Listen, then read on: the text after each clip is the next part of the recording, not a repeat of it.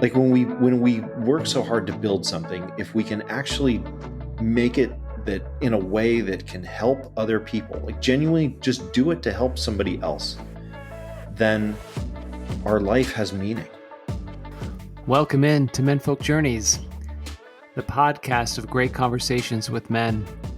I'm your host, Chris Foster, and we're going to explore how we wear this beautiful and confusing mantle of manhood in the 21st century. Look, I get it. In public life, a lot of men are knuckleheads. But in private life, we can be thoughtful and we can be reflective if we have the right conversation, if we feel comfortable talking about our story. And we all have a great story to tell. And we can all learn from those stories.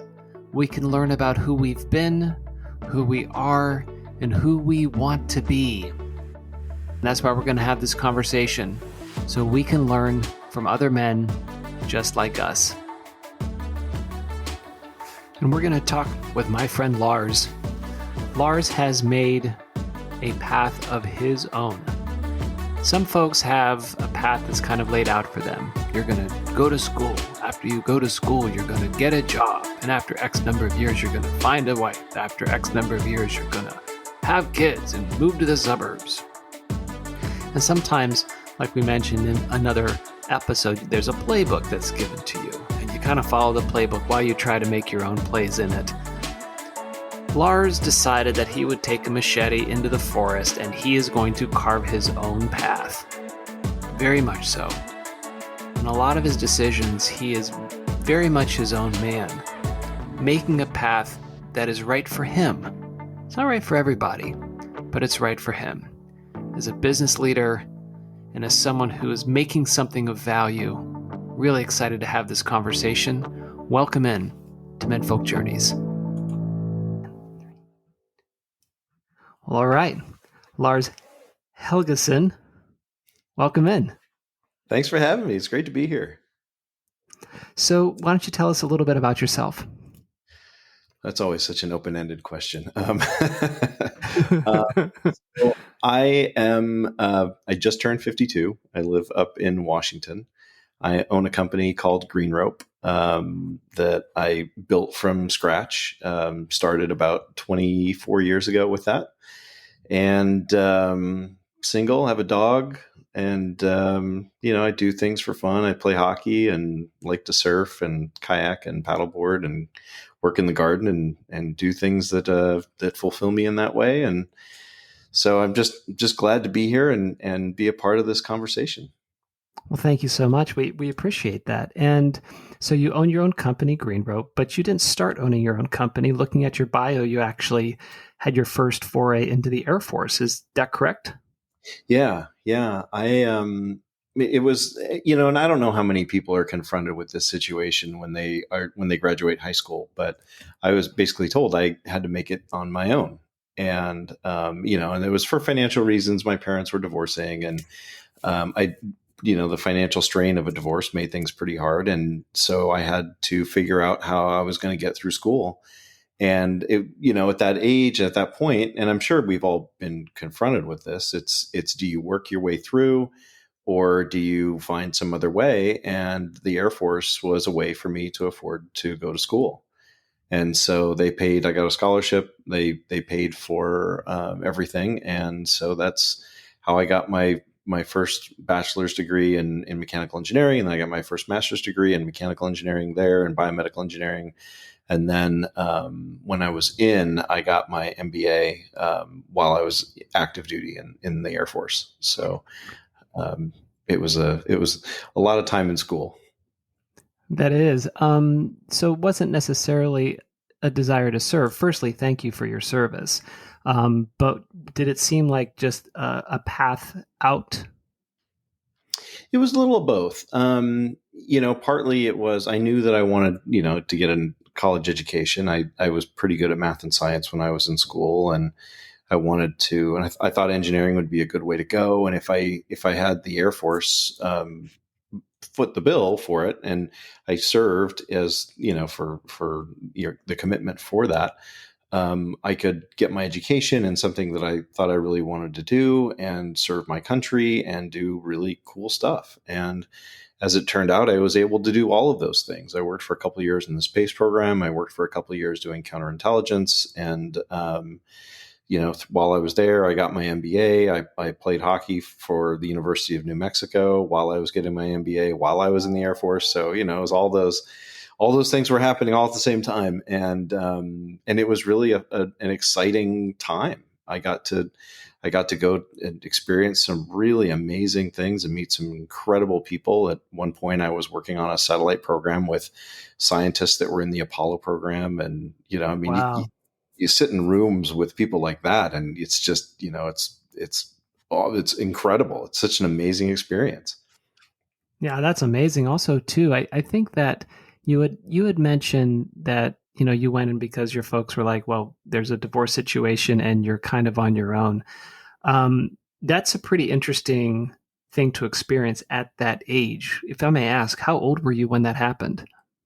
Well, so when I was a little kid, I'd skipped a grade. I was 15 when all that was going down, and then I graduated a year early. And when I was there, it was tough. I mean, being in the midst of a divorce at that age, and trying to be neutral, trying to, I think as a kid of that age, I wanted to hold the family together somehow, and I knew there was no way to do that, but part of me wanted everything to be okay. I wanted to fix everything, and I couldn't.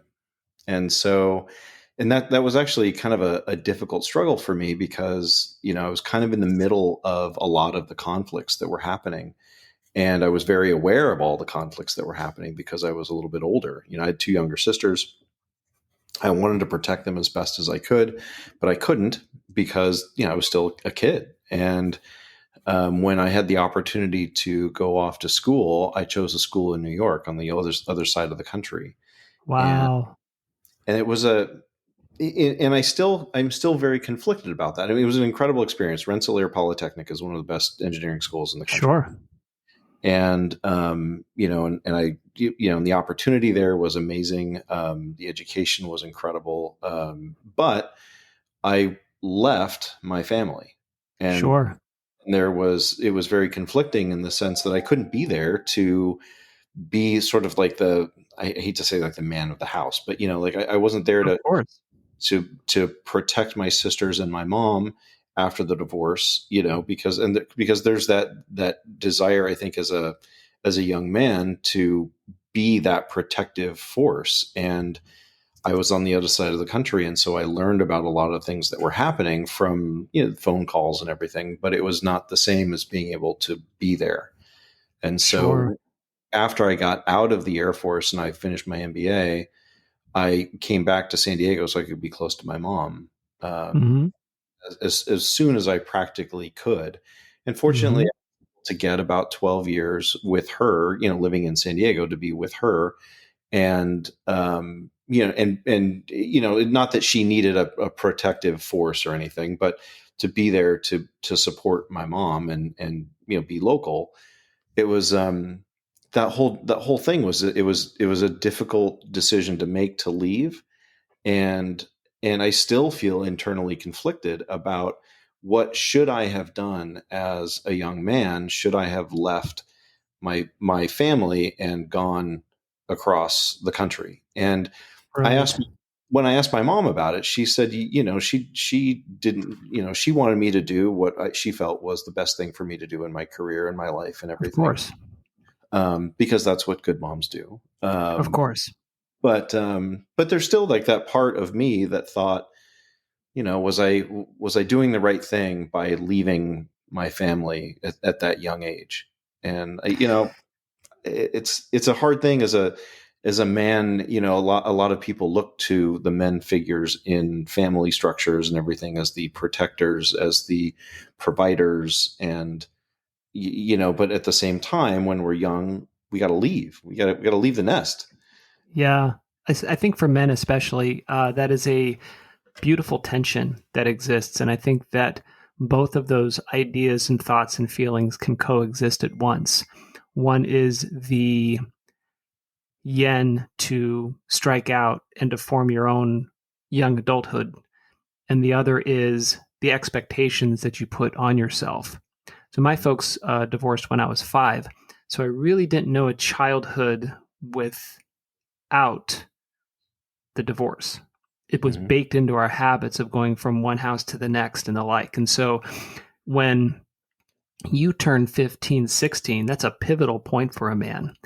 And if you have sisters that are younger, to me, that is a natural tendency to want to protect and defend the family and to put that expectation on yourself, even though your mom probably didn't put that expectation on you. For sure. Yeah. 100%. Yeah. And I think a lot of the burdens that we can carry, that we can choose to carry, are our own making.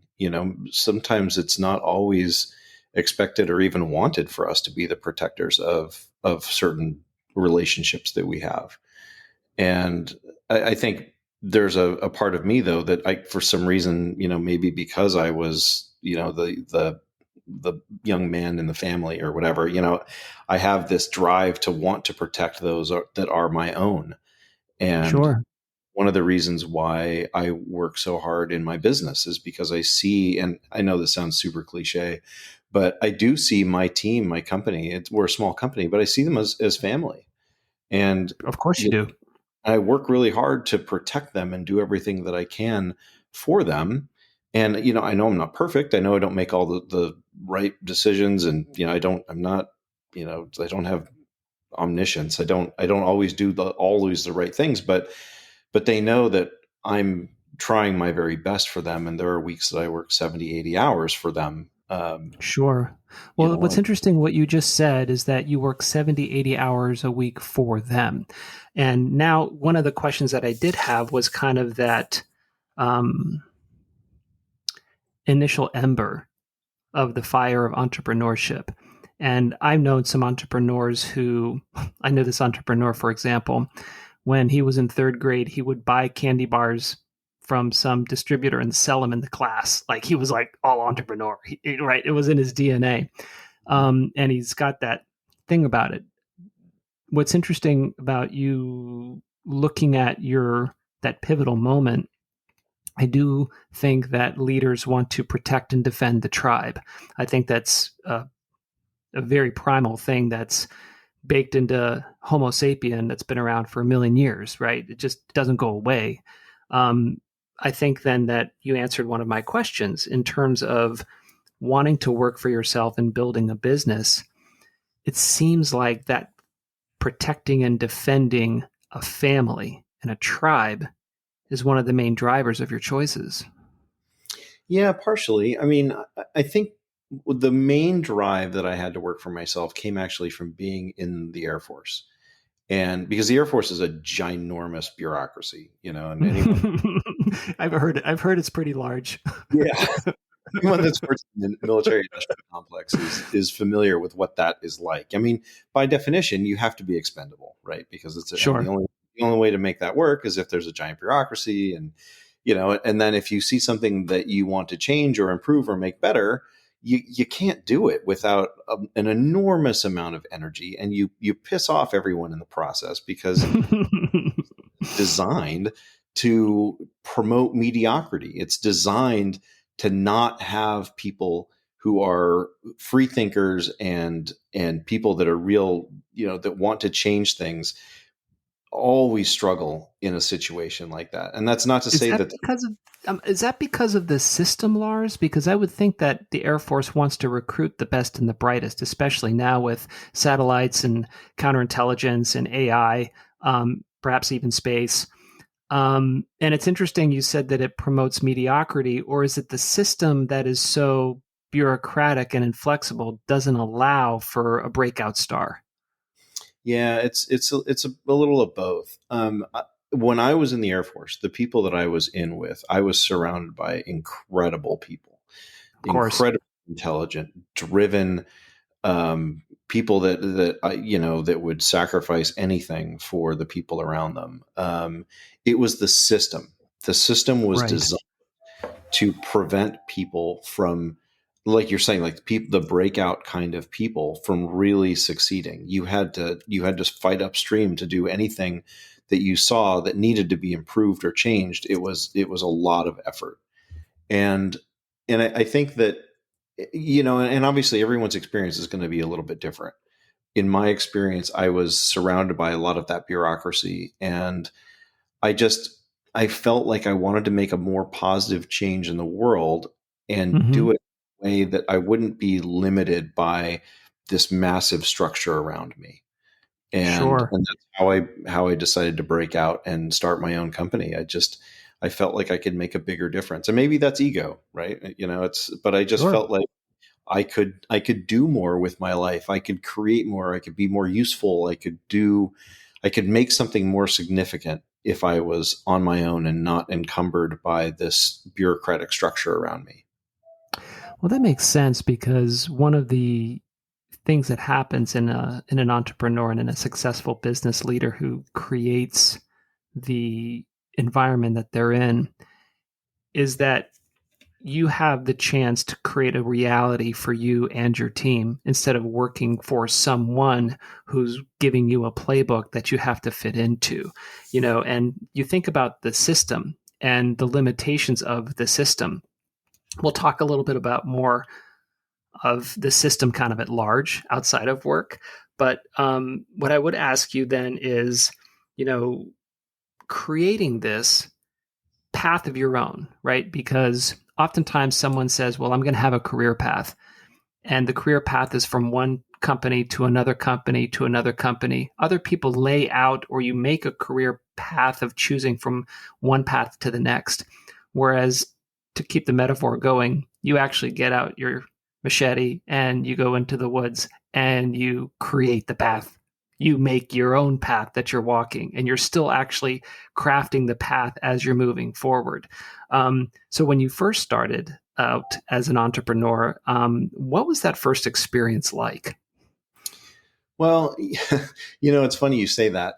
Because the entrepreneur's path is in many ways not clearly defined, but especially in tech, there's a lot of people out there that say this is how you do it. You go out, you make a really slick PowerPoint, you talk to the right people, you shake the right hands, you go to the right meetings, you get the right investors, and then they introduce you to the next investors. You go to the next investors, and you go next, and then and then at some point you sell the company and blah blah blah, right? And so It's they're just as easy as that. It's so easy. right. I took a little bit of a different tack in that I never got any seed funding. I still haven't. Everything I built, was money I saved from when I was in the Air Force, living really frugally, and then I just decided to just keep everything organic and never took on any external funding. And I had a business partner when I started my first business, which was Cooler Email. I should say the first successful business. There were others, other failures, we but we would love to learn about those failures too, but yeah, go ahead. but yeah. So with that, and he was of the same mindset. He didn't want to get any external funding. He thought we could do it on our own, and we did. We grew Cooler Email without any funding, and then that growth, the revenue that I generated from that growth, I reinvested into building Green Rope. And so, Hmm. and that was just a matter of I had this idea. I started coding. I didn't know if it was going to go anywhere. I was just thinking like, and this is in 1999, 2000s when I first had this idea and started coding, and people were saying, the internet's a fad. It's going to go away. and, and so unfortunately I didn't fall for that. But then, we gave it away to a few people. A few people liked it, got a lot of feedback, started modifying it, and then we were just one of the first movers in the email marketing space. So it was us, Sure. Mailchimp, some contact, and they all got sent. They all got funding, and they grew really big, and they're still really big. We had other competitors that got funding that didn't grow as well, but we always stayed private and small, and was able to in 2008 sort of my business partner and I had sort of different theories of what we were working on. He wanted to stay in email marketing. My vision was to build something a little more, a little bigger. And Hmm. so that's why we and we kind of went our separate ways. I bought him out, and then proceeded down the path that I'm on now with doing CRM. You know what's interesting about that is, you had a business partner, and in that kind of entrepreneurial environment, it's more than a colleague, it's more than a coworker. It's actually a much more intimate relationship. There's financial stakes, there's emotional stakes, there's years of shared experiences and memories and communication. What is that like for you to build and then have to navigate a changed relationship? It is hard having a co-founder. I think whenever you're in any relationship, there's always a sense, and it may be true, it may be perceived, but there's always a sense that one person is more dedicated to the relationship than the other. And I that, think you could probably say that about a lot of marriages. yeah, for sure. And that imbalance, if it's not accounted for some way, it will end up creating resentment. And and to his credit, my business partner, his vision was, I want to work as few hours as possible. That's my vision. Mm, I want to put in no more than 10 hours a week, which is great if you can do it. The sure, problem, I did not have that luxury. He was able to outsource most of his work and his business that he was doing. So I was the technology guy, he was the everything else guy, and he outsourced the accounting, the legal, like everything else. And he stopped really doing sales. And so the mantle fell on me, and of course, I got resentful of that. sure. And so we ended up having some conflicts, and um, eventually it just made sense for us to go our separate ways, because I just, in tech, you do not have the luxury of sitting back and working 10 hours a week. It just, Yeah, there are too many hungry companies, too many startups, too many people. And now with funding, these very large, well-funded private equity firms and venture capitalists who are looking for any niche that they can break into. There's no opportunity for, at least in my mind, in the current environment, to be able to just sit back and just do nothing. Don't innovate, don't change anything, don't go after new markets. Like, there are companies out there that are like that, but I think, given where we were, the space that we chose to be in, digital marketing, that is not a place where you can sit back on your laurels. sure. No, that makes sense. But also, too, I think, Lars, there's something that you said earlier about your experience in the Air Force where your expectations about the system. And there is a system of venture funding. There's a system of people, private equity coming in, buying companies, growing it, selling companies, moving people in, moving people out. The sense I get from you, though, is that you're fighting against even that system. Mhm. Yeah. Yeah. It's funny because people will come to me and they'll say, "You've been in business for 24 years and you've never taken any funding and you're in tech. Are you insane?" Right. Oh, and But I so, think the risk, though, and I understand that a lot better now, Lars, because you now have a tribe to feed and protect. And that the mantle of responsibility, we talked about the mantle in episode 2, just to remind everybody, a mantle is a cloak, but it's also a responsibility that is passed from one to the next. And so as you kind of drape that mantle of responsibility around your shoulders for the team that you have, that changes completely if you decide to sell out. hmm and I actually had that conversation a couple of years ago with a company that was interested in acquiring us, and their vision. There were two things that set me on a course away from doing a deal with them.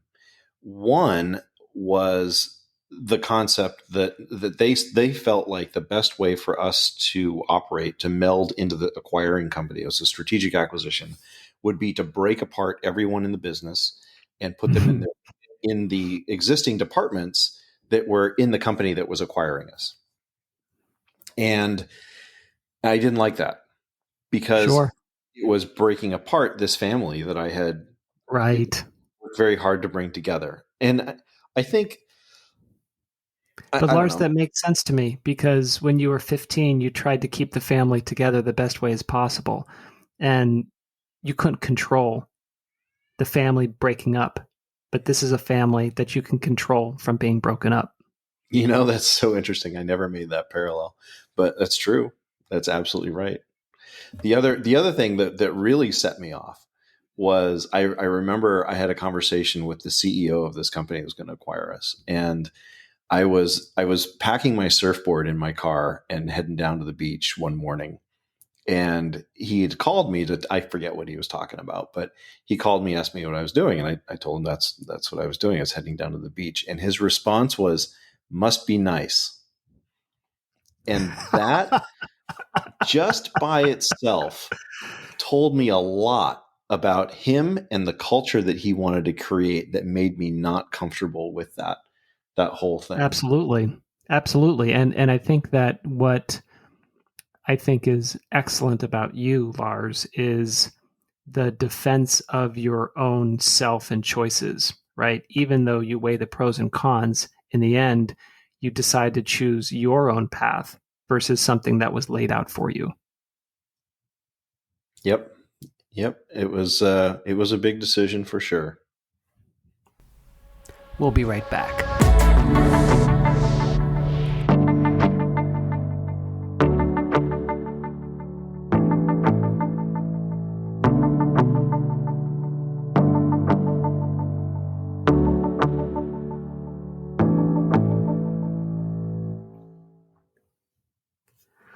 Well, excellent, Lars. And it's interesting to learn about kind of the beginning and the forming of your path. And really I'm curious how the path has really created the whole of your life. The entrepreneurial journey is one where you inextricably weave a career and a vocation into a life. You can't escape it. You create the business is part of your life. You've made a family. You are the leader and the founder of the business.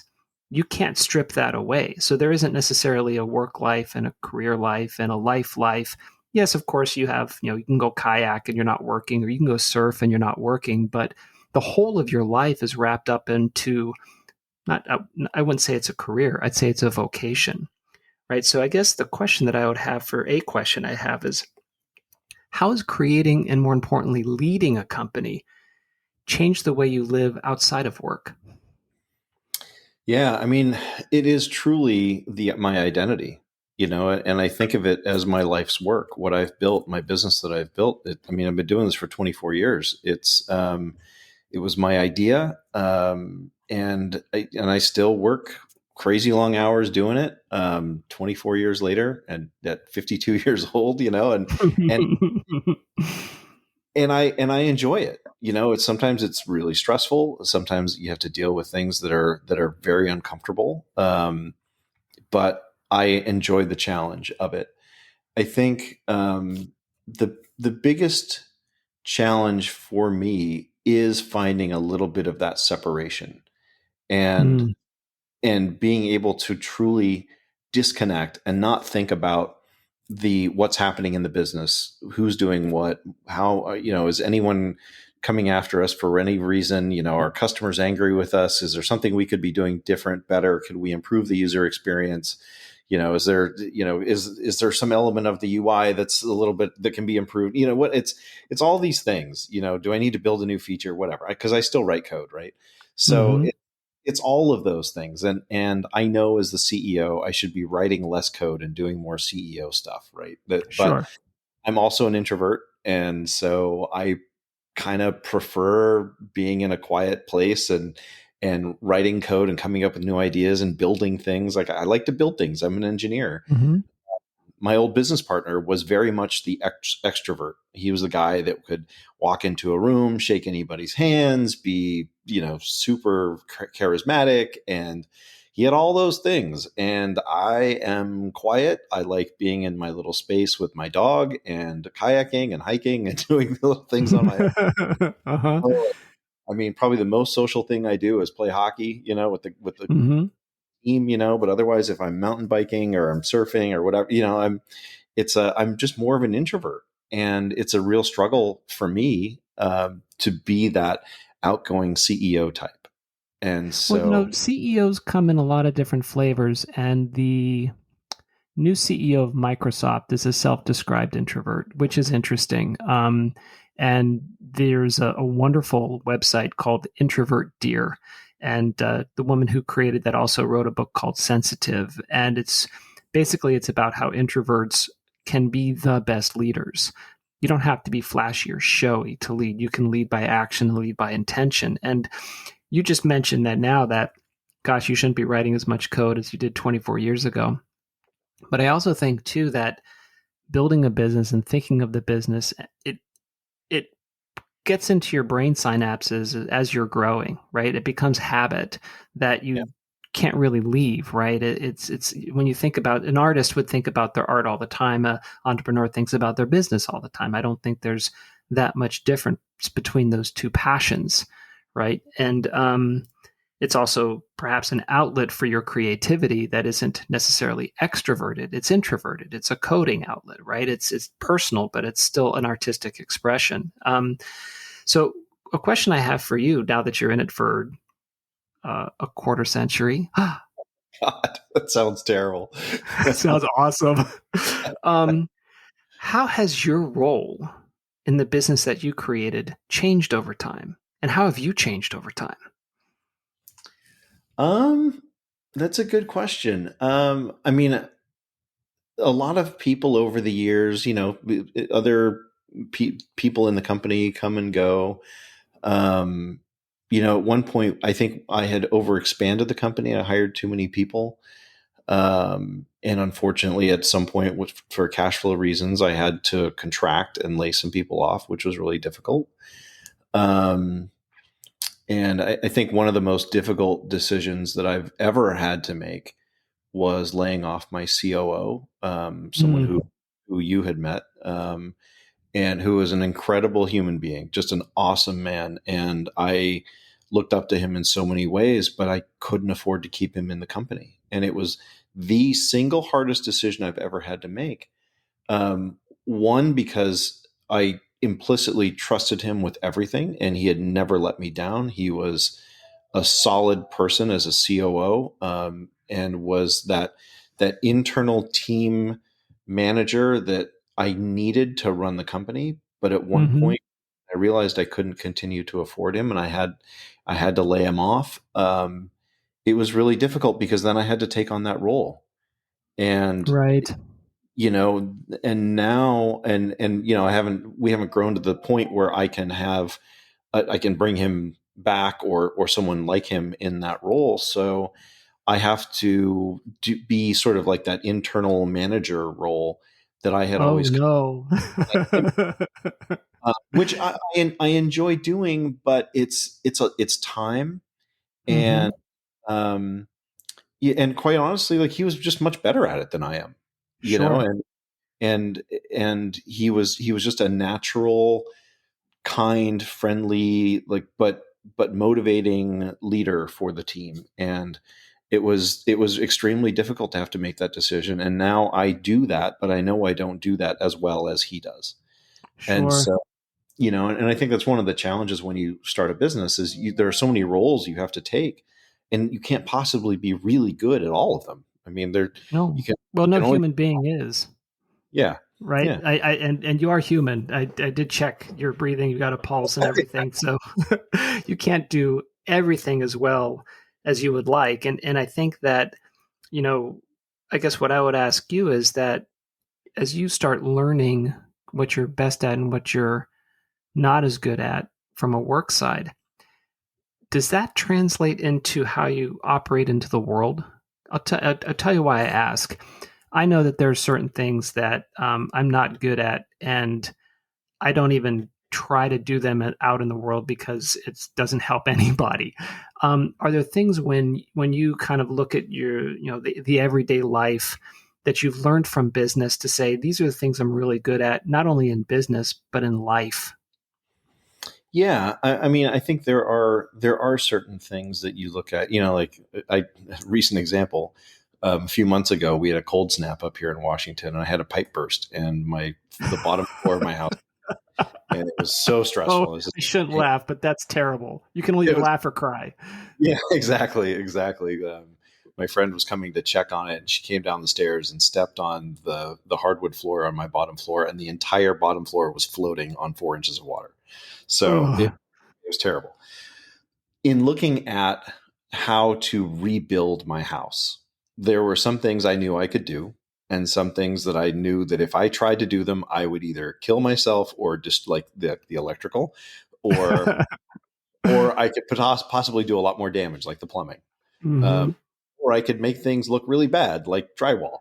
These are all things that I probably could have figured out and done an okay maybe job at, but I would rather let people focus on the things that they're really good at so that I can focus on the things that I'm really good at.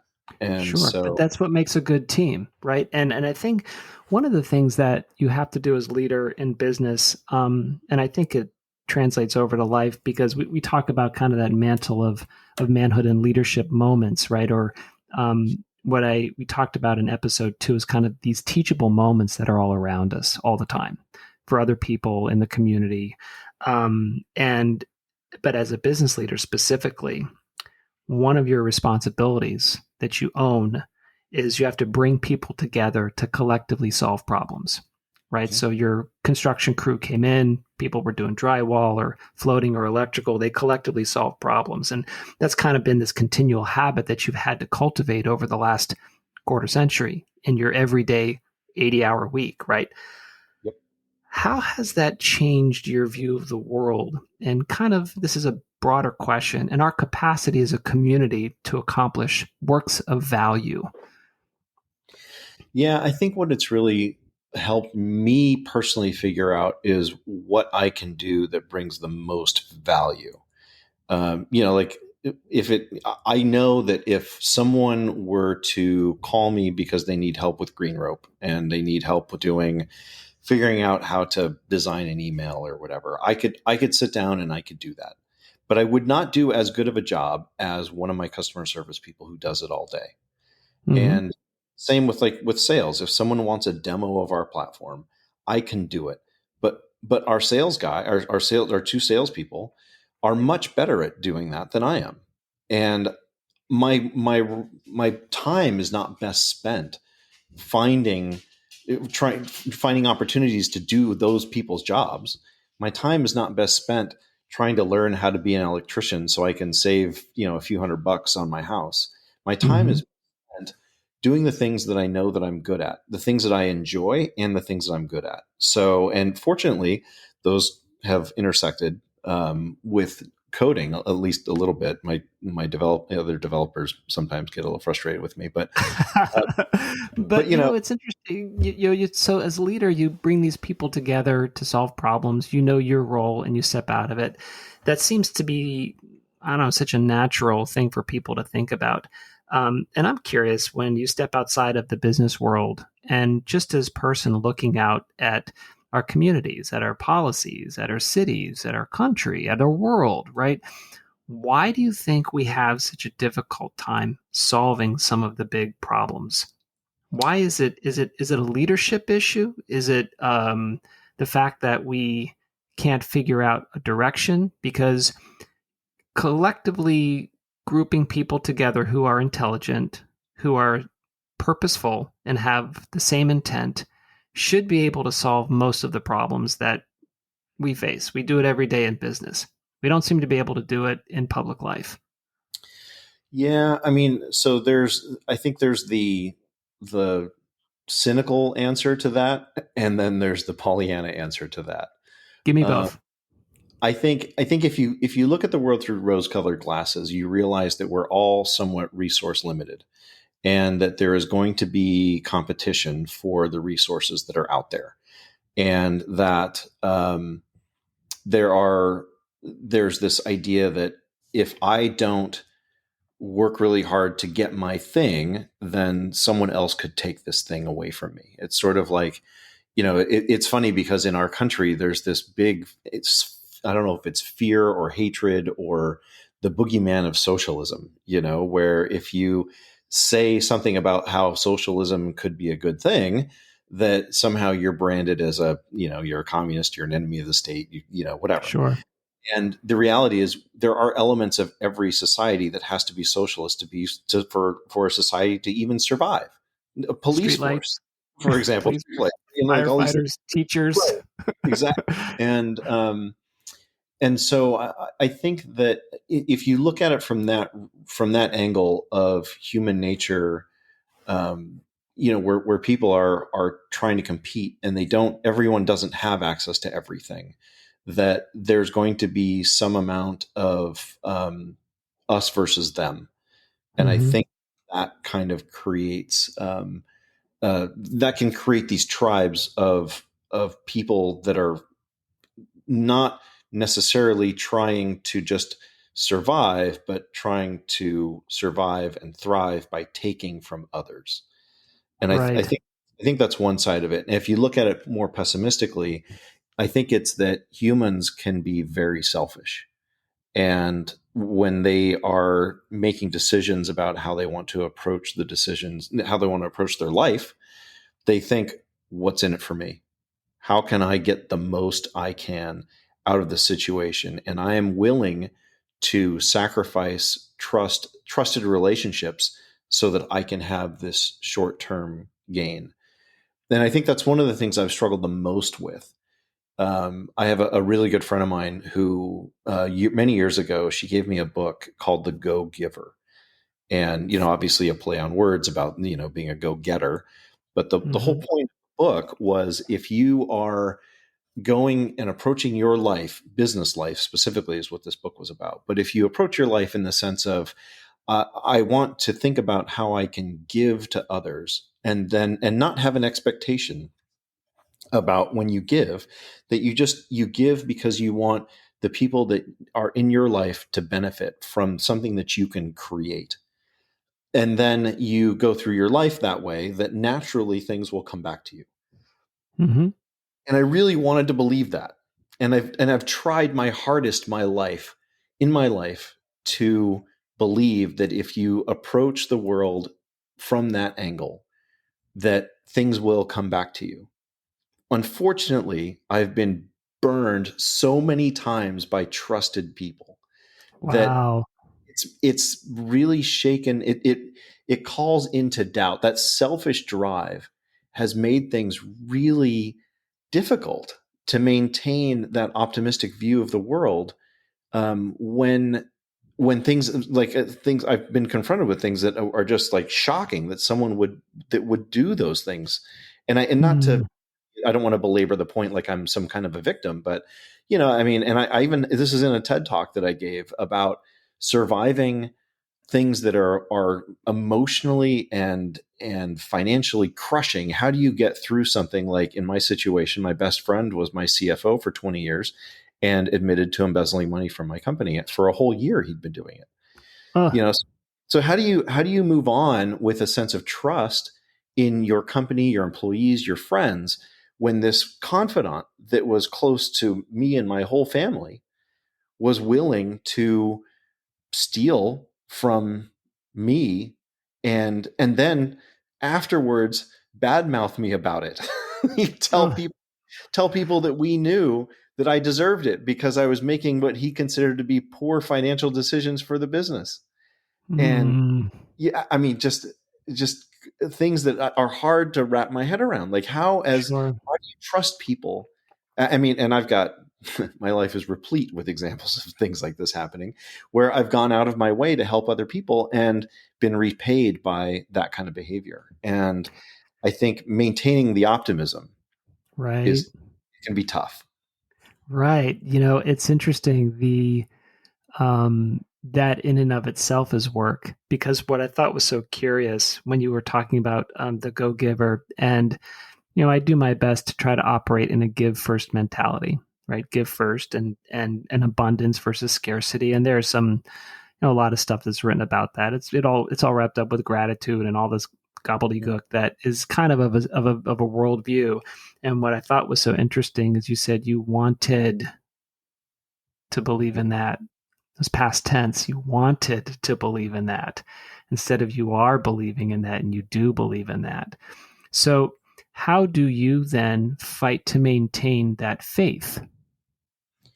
I think what I have started to adopt is much more of the stoicism view of the world, Hmm. um, where I will hold myself to as high a standard as I can in doing the things that I feel are important to the world. And when people do things um, that are things that I would never do to other people, that I do my best to not allow that to change me into a cynical, bitter man, Right. because it is very easy to happen. I know many people who have changed, whether through personal relationships, through business relationships, and in many cases, those are very closely intertwined.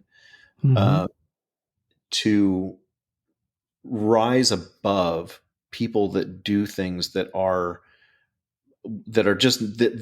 things that you would never do. You know, if I Hmm. would, I just like I would never steal from someone, right? But Sure. it's happened to me more than once. Mm. I move on from that by saying that I know who I am. This Hmm. person has to live with the decision that they made for the rest of their lives, and I can look at And myself in the mirror and be confident in who I am. be confident in who you are. Yeah. And I think that the one thing we can control is our responses. It's not always easy, right? The question is, do you control your emotions in response, or do your emotions control you?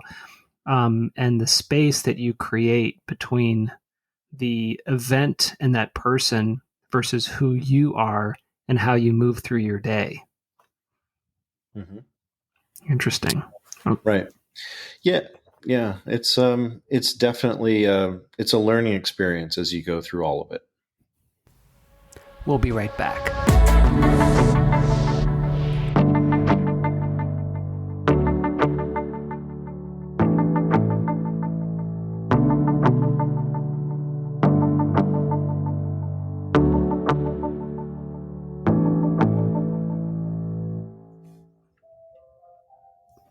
Okay, Lars, I do have a question that is blended, a business personal question. So, like we mentioned, as kind of a founder and entrepreneur, your vocation is wrapped completely into the whole of your life.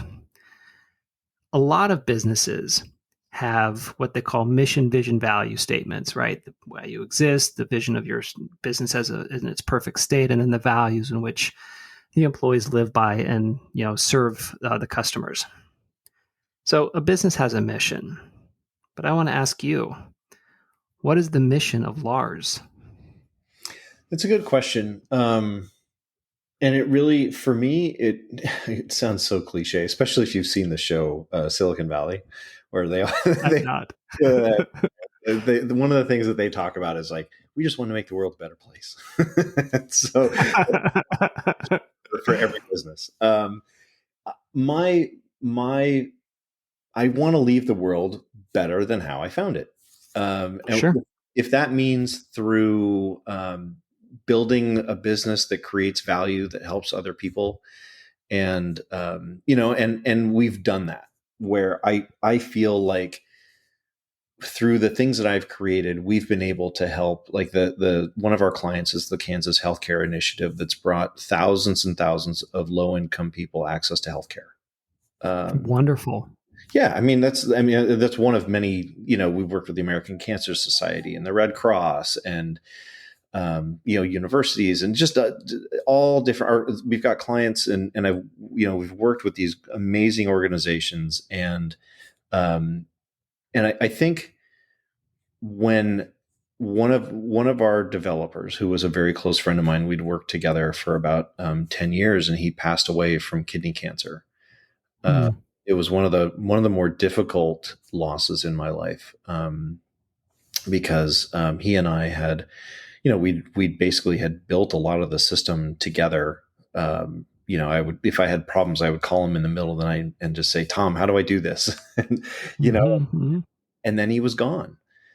And, Yeah. and I realized from that experience that I could create a legacy from the business, what I had built, and for him by doing something to give. Like one of the things we do is we give our software away to nonprofits. So if you're a 501c3 or a 501c6, we give it away. And Mm. because I feel like I've built something, I want to do something that helps the world. And maybe that's too, altruistic, or I don't know. But I just feel like when we work so hard to build something, if we can actually make it that in a way that can help other people, like genuinely just do it to help somebody else, then our life has meaning. That Hmm. we find meaning through that. And I think that was one of the books that's really changed my life. If you've ever read Viktor Frankl, Man's Search for Meaning, I've it's not. I'll write it down.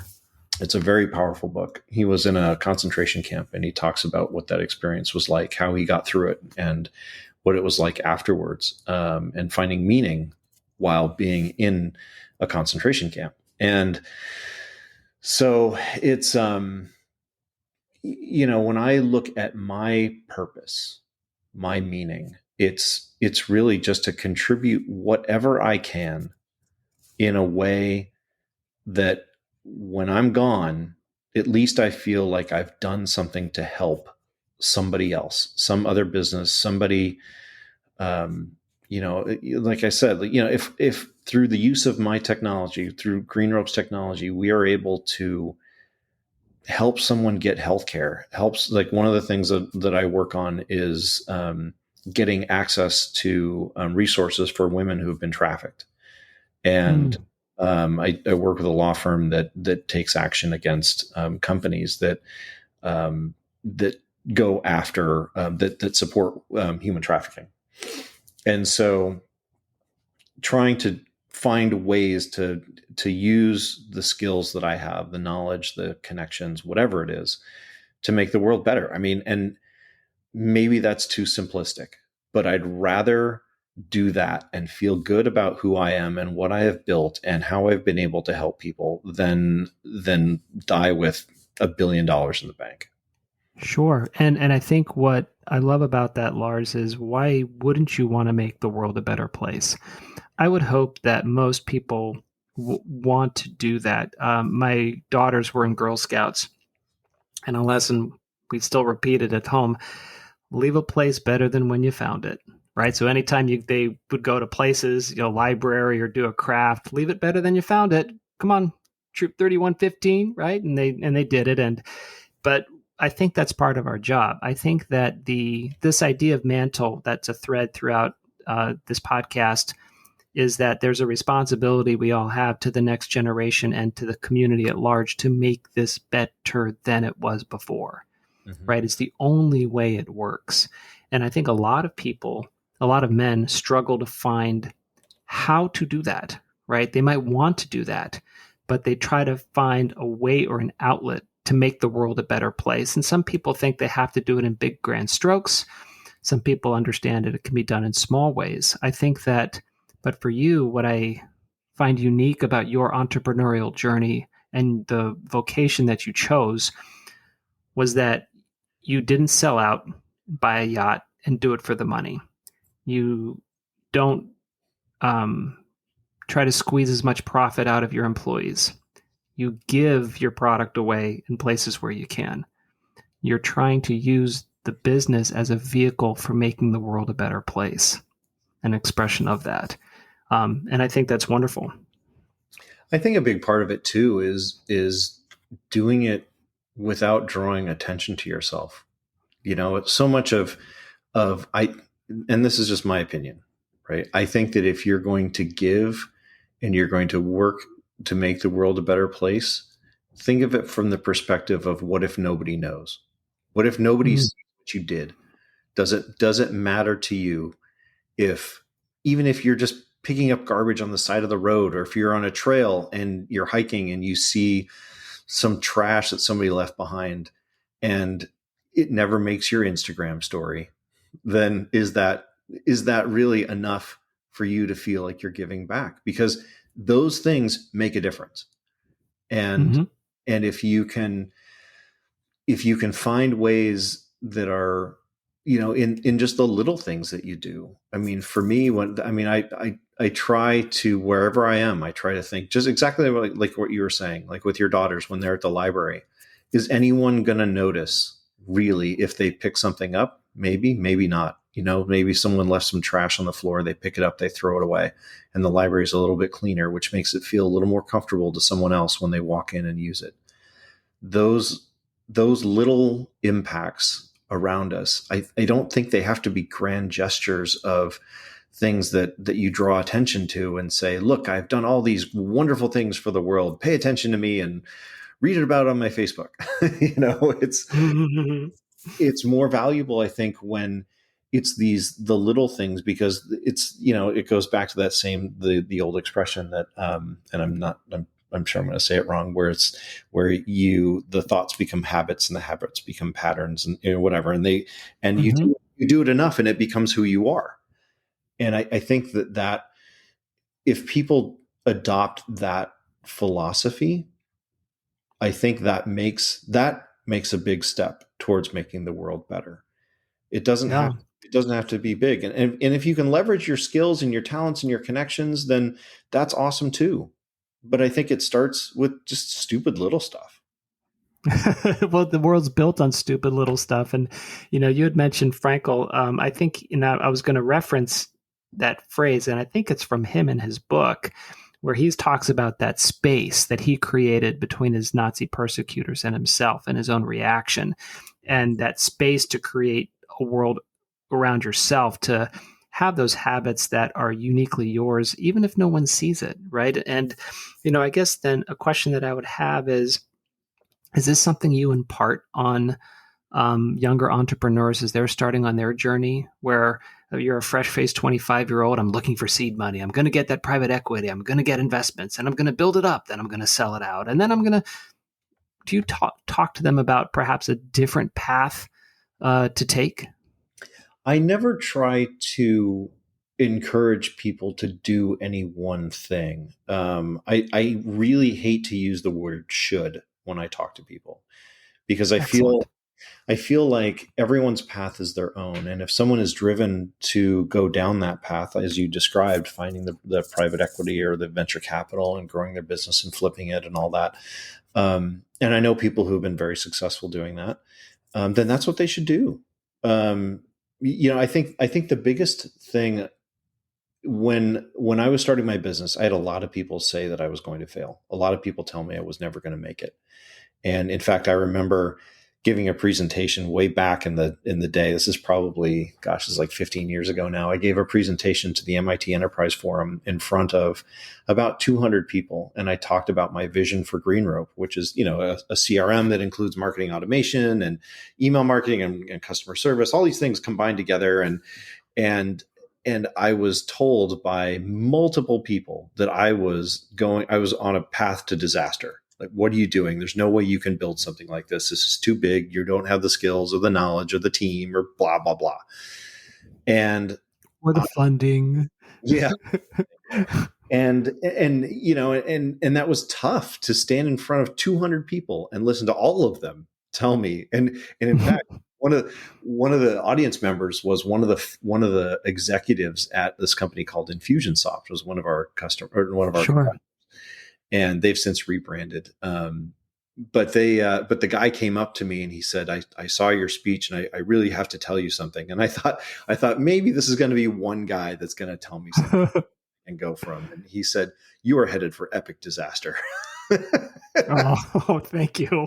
I'm so glad I was vulnerable in front of these 200 people to share my idea. And every single person told me I was stupid for trying.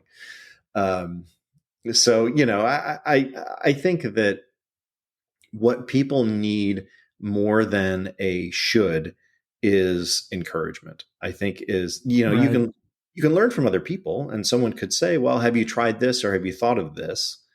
But I don't like the idea of saying that your path is wrong, because if someone is an entrepreneur, their passion is driving them down that path, and it may be the wrong path, but it's not my job to tell this entrepreneur you got to be on the path to the right, because they're either going to forge Right. their own way and figure it out on their own, or they're going to figure it out on their own that they need to jump to the next path, and Well, that's and just the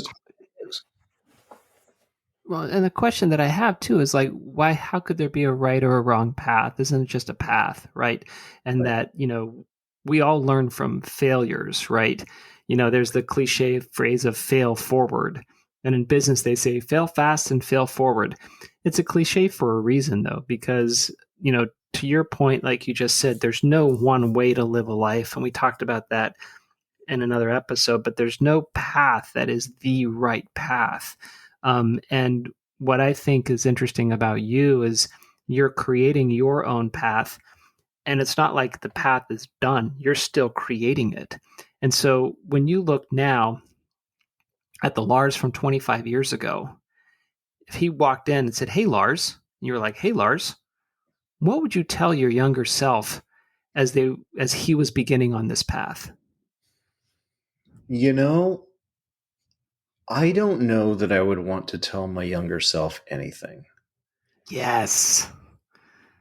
because I think so much of who I have become has been the result of all of those failures. I have failed a lot. I've made a lot of bad decisions, bad hires, bad um, coding, writing things the wrong way, designing things in a way that's not user friendly enough, creating features that nobody cares about, or the people said that they would, but they never actually did. I mean, it's on a business world, and then relationship wise, I've been in unhealthy relationships and learned a lot about that, and I don't think that I would want to replace those lessons, because they've made me who I am today, and I don't think I'd want to be anybody else. Wonderful. It's so interesting. That's the Oscar Wilde um, phrase where just be yourself. Everyone else is already taken, Right. right? And it's that journey that creates who you are. So what I just have a couple more questions that I have to ask, and one is that as you go through your professional and world life, you're going to meet other successful men. Who would you consider to be one of the most successful men that you've ever met? And why would you say that? Um, I guess it depends how you measure success, because a lot of people will say, Exactly. do you measure success by how much money you have? Actually, one of my best and closest friends is one of those men. He owns an online school that he and a couple other people purchased, gosh, about 8 or 9 years ago now. And it's grown, and he's very successful, and he has a lot of time. And he's got a great relationship with his wife. He's a great golfer. He's a great man, and he's one of those people. We've been friends since college, and in the measure of in all of the measures, he is more successful than I am. He has more time, more money. But it's not. But our relationship isn't a comparative one. It's just that Right. he is one of those people that's it's very inspiring to have him as a friend and to look up to, and to learn from. And he's always got really good advice when I ask him about things. Um, so having someone in my life who was a very close friend like that is super valuable. And he is, Mm-hmm. I was fortunate enough to be the best man in his wedding, and so we've been friends for a very long time, and someone like that I think to have someone like that in my life is something I'm very, very grateful for. And Yeah, and I think that I don't think that, to be honest with you, measurement of success is something that is nebulous and is personal. I know one of the most successful people that I've ever met is a man who doesn't have a ton of money, but had a vocation that he loved, beautiful relationships, children, grandchildren, and he is a model of manhood to me, right? And so the fact that that's what I would think, that this friend of yours is a model of manhood and what you could be, because we all, I think, seek that out. Mm-hmm. Absolutely. And that's why, to me, being super wealthy it has never been a wicket for me. It's never been a driver for why I do what I do. I'm not motivated to, and and everyone's motivated by different things, right? If someone is super motivated by money, I'm not going to say that my path is better. It's just different. Sure. Like the entrepreneur that you were talking about, the guy that was doing the candy bars or whatever, like I'm sure he is very successful. Those kinds of people find ways to make a lot of money. And I think that's awesome for them. My motivation is a little bit different. And like I said, it's not better or worse. It's just different. I like to build things and I want to give what I can to help the world around me. And that's how I chose to do it. And so Well, I think it just depends on everyone's perspective, like what's important to you. and I think, Lars, that's why I would call you one of the most successful men that I've ever met, in terms of your intention and why you want to do things and how you're doing things. And it's so great to have you here. And I have one final question for you. Who is someone that you know that I don't know that I should meet? Oh boy. Well, first of all, I want to say that it's an honor to hear you say that about me, because I have an incredible amount of respect for you both as in business and personal.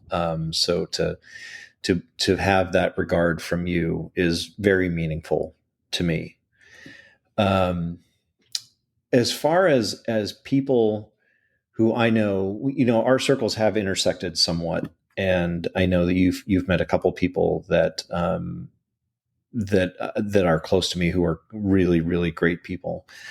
As far as people, someone who I know, it's funny because the person I was just talking about, my friend, I think he would be a great person for you to meet, because he does embody. He's very grounded, and he is incredibly intelligent. And you meet him, and he's both an incredible athlete and incredibly intelligent. And when you meet him, he's very unassuming in all of those things. But I think that's one of the reasons why I find people like that so inspiring. I've never been a fan of the flashy, the person who draws attention to themselves, partially because I don't like to do that either. But, the look at me, I'm the greatest kind of thing just rubs me the wrong. That's just sure. There's something about humility that I think that I find just so valuable in someone, in men, and I'm sure there are many examples we can think of people who are very loud about how how great they are. Yeah, how huge they are. Right. And I love that you value humility, because in the end, like I said, we're here hopefully 100 plus years. Homo sapiens been around for a million, Earth's been around a long time. We get a little bit of pocket of moment in the whole grand scheme of things to make the world a little bit better. And if we can do it in a small way in the short space of time, then maybe that's the job. And that's a pretty humble job, but a great one. Mm-hmm. And Lars, you're a great one too. And I so much enjoyed this conversation. Thank you so much for being a part of it. Likewise. Thank you for having me here and for letting me share the story. Wonderful. Have a great evening. Thank you.